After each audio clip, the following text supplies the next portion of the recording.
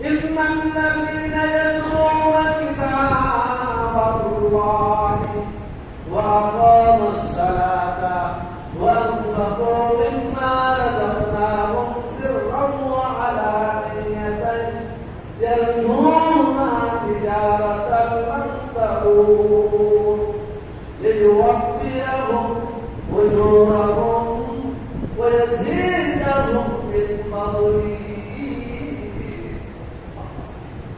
আল্লাহ রাব্বুল আলামিন পবিত্র কোরআনে কোরআন তেলাওয়াতকারীদের প্রশংসা করেছেন, নামাজ আদায়কারীদের প্রশংসা করেছেন, যারা আল্লাহর পথে দান খারাপ করে তাদের প্রশংসা করেছেন কে? স্বয়ং যারা কোরআন তেলাওয়াত করে, যারা নামাজ পড়ে, আর যারা আল্লাহর পথে প্রকাশ্যে অপ্রকাশ্যে দান করে, এরা নিজেই চায় কি এমন ব্যবসা চায় যে ব্যবসা কোনো তাদের নিয়ত পরিষ্কার ইখলাসের সাথে এই কাজগুলো করে। আল্লাহ বলেন আমি তাদেরকে পুরা বদলা দিয়ে দেব। সুবহানাল্লাহ।